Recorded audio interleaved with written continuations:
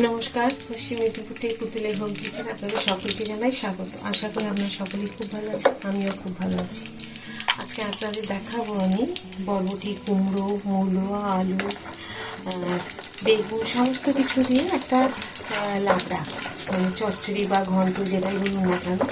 এটা এখন এই সবজিগুলো নতুন নতুন দেখবেন ওঠে, যে মূলো বা এখনকার যে বেগুনগুলো, যে শীতকাল আসছে তো সেই কারণে পুজোর সময় দুর্গা পুজো থেকে সুন্দর এই লাবড়া বা ঘন্ট।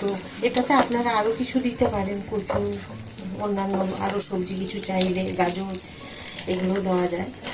তো যাই হোক, এটা আজকে যেভাবে আমি করব, সাথে থাকুন, দেখুন রান্নাটা কেমন হচ্ছে। একবারে এইরকম তৈরি করে নেবেন। তো আমি তৈরি করে এখন দেখুন বড়ি কতগুলোকে ভেজে নিয়েছি। বড়ি ভাজা হয়ে গেছে, দিয়ে দিচ্ছি দুটো শুকনো লঙ্কা, 5 ফোড়ন।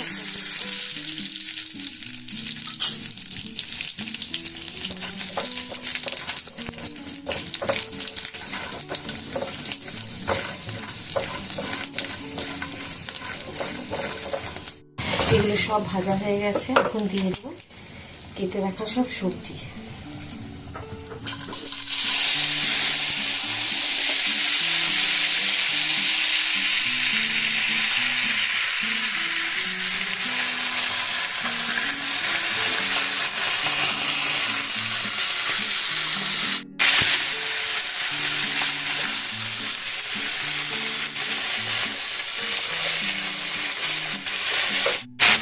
দেবো একটু হলুদ, দিলাম নুন পরিমাণ মতো, দিয়ে দিলাম 1/2 ইঞ্চি আদা গ্রেট করে। এখানে আপনারা যদি ঝাল খেতে চান, এখানে কাঁচা লঙ্কা বেটেও দিতে পারেন বা গোটাও কেটে দিতে পারেন।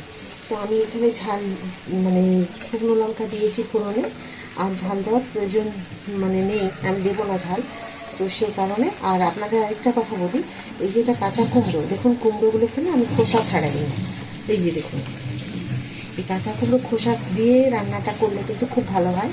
এটা আপনাকে বলতে ভুলে গেছিলাম, তাই বলে দিলাম। এবার দেখুন এগুলোকে সব ভালো করে মিশিয়ে দিলাম, কিন্তু মিষ্টিটা এখন দেবো না এই মুহূর্তে, মিষ্টিটা পরে দেব।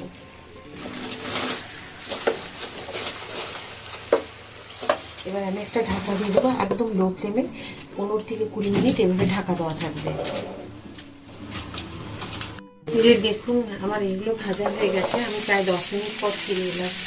আর এখন দেখুন কি সুন্দর ভাজা হয়ে গেছে, সেদ্ধ হয়ে গেছে।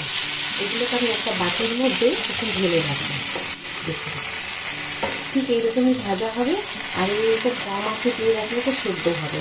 মিষ্টি আমি এখনও দিইনি, মিষ্টি আমি পরে দেবো। এগুলো একটা আলাদা বাটিতে আমি ঢেলে রাখি, তারপরে ফিরে কী করবো সেটা আপনাদের দেখাচ্ছি। এই যে প্যানের মধ্যে ভেজেছি আমি সবজিগুলো, সেটার মধ্যে 1 কাপ জল দিয়ে আমি একটু গরম করে সবজিগুলোর উপরে দিয়ে রাখবো।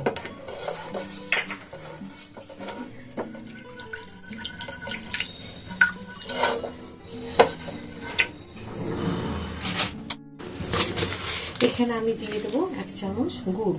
আপনারা চাইলে এখানে বাতাসা বা চিনি বা যে ভেলি গুড় থাকে সেও ব্যবহার করতে পারেন। এখানে আমি গুঁড়ো গুড়টা দিলাম, খুব ভালো হয় এটা দিলে, এটাই আমরা খাই, ওই জন্য এটা দিলাম।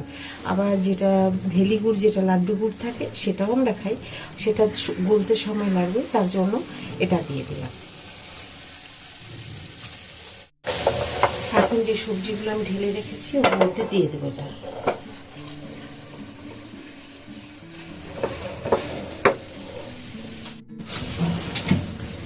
এখন দিয়ে দেবো তেল,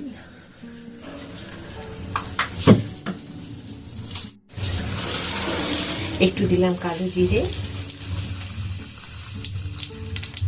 1 চামচ দিলাম বেসন।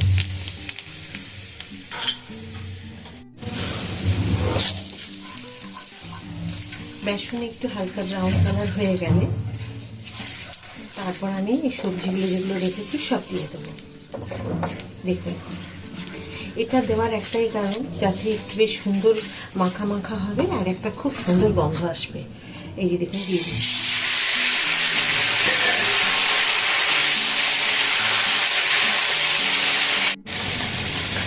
আশা করি আজকের এই যে চচ্চড়ি বা লাবড়া সব সবজি দিয়ে যেটা আমি করেছি, একদম পুজোর ভোগের মতো হয় এই রান্নাটা। আশা করি আপনাদের রান্নাটা সকলেরই ভালো লেগেছে। আজকের রান্না বা ভিডিও আপনাদের যদি সকলের ভালো লেগে থাকে প্লিজ একটা লাইক করে দেবেন, সাবস্ক্রাইব আর শেয়ার করে আমার সাথে থাকবেন। যেমন প্রতিটা রান্নাতে আপনারা আমার সাথে থাকেন। আবার একটা নতুন ভিডিওতে নতুন রান্না নিয়ে আমি চলে আসবো। সবাই খুব ভালো থাকুন, সুস্থ থাকুন। নমস্কার।